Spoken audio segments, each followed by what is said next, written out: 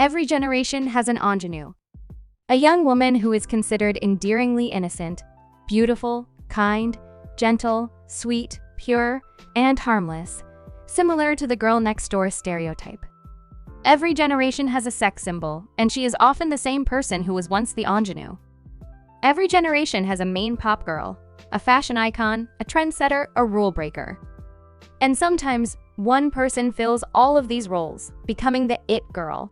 The term was coined in the 1920s following the rise of Clara Bow, who was considered sexy enough to be appealing to men, but not so provocative that she was controversial. Innocent enough to be endearing, but fiery enough to be interesting, without pushing the social boundaries of the time too far that it made people uncomfortable. She ticked basically every box that people were looking for in a celebrity. The it girl sets what's cool for an entire generation of girls. Throughout history, this position's been filled by a range of women, from Marilyn Monroe to Princess Diana. In more recent times, the role of the it girl has typically been filled by a pop star. Since the days of Madonna, pop stars are probably the biggest influencers of female fashion, and since the days of Britney, pop stars have become massive commercial brands, influencing young girls and women in a variety of ways. Every generation is looking for the next it girl. My question is, could it be Sabrina Carpenter? Obviously, it's far too premature to really know this. Although Sabrina's been in the public eye for a long time, her music career only really took off with the release of Emails I Can't Send in 2022. And her potential to be the next big thing, I think, only started this summer. But there are several reasons to think she might be. Firstly, the path for it was set long before her. Sabrina is a Disney kid.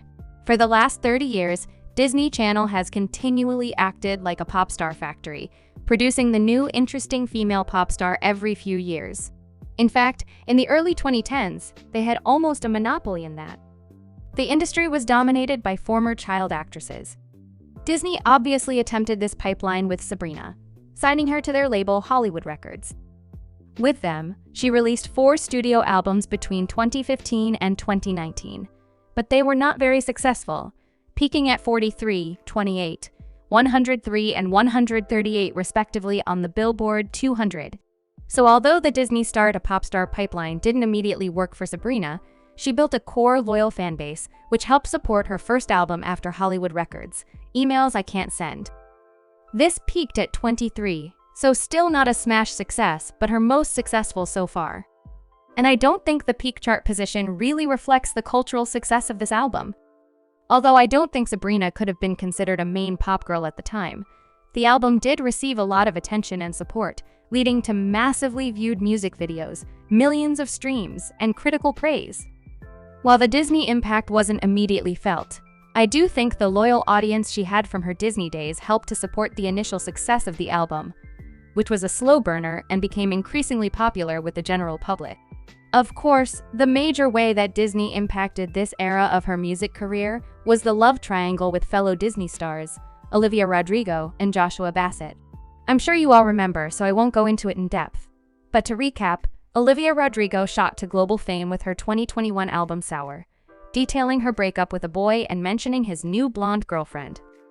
Fans quickly picked up that she was referring to Joshua and Sabrina, leading to massive amounts of hate being directed at both of them, and Sabrina was unfairly labeled as essentially a homewrecker. Sabrina responded the following year, namely with the song Because I Liked a Boy. With the lyrics, it was all so innocent. Dating boys with exes, I wouldn't recommend it. I'm a homewrecker. I'm a slut. I got death threats filling up semi-trucks. Tell me who I am. Guess I don't have a choice. All because I liked a boy. Obviously, this was an incredibly unfair and difficult time for Sabrina personally, and most people quickly came to the realization that she was owed an apology. But from a PR point of view, it probably helped her. In some ways, it made her a victim. And not even of Olivia, but of the rabid fans who attacked her.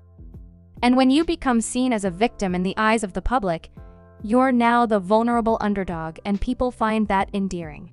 And thankfully, most people recognize that the villain in this situation was the public. So Olivia and Sabrina both went on to have successful careers. I think in terms of what makes someone an it girl, there are many factors. You have to have a fan base, which she does. You have to have talent, which she does.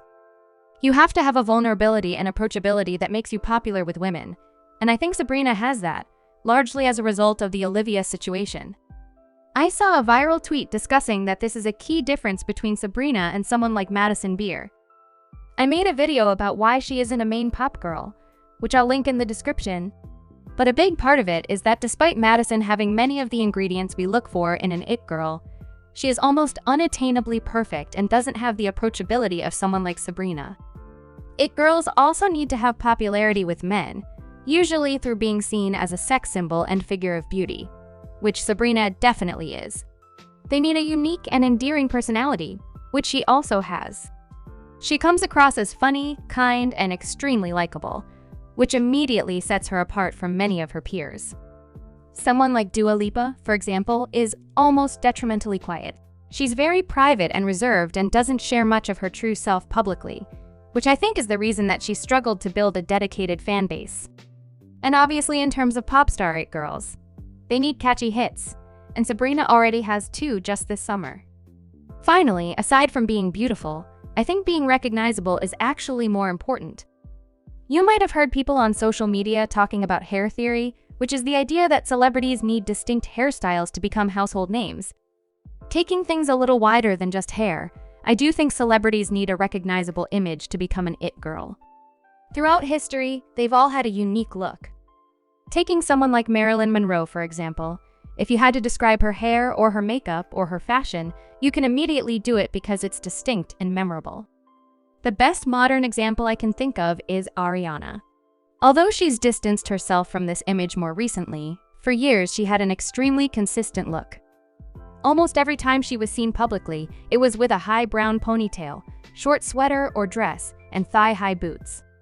People even made memes about how recognizable her silhouette was.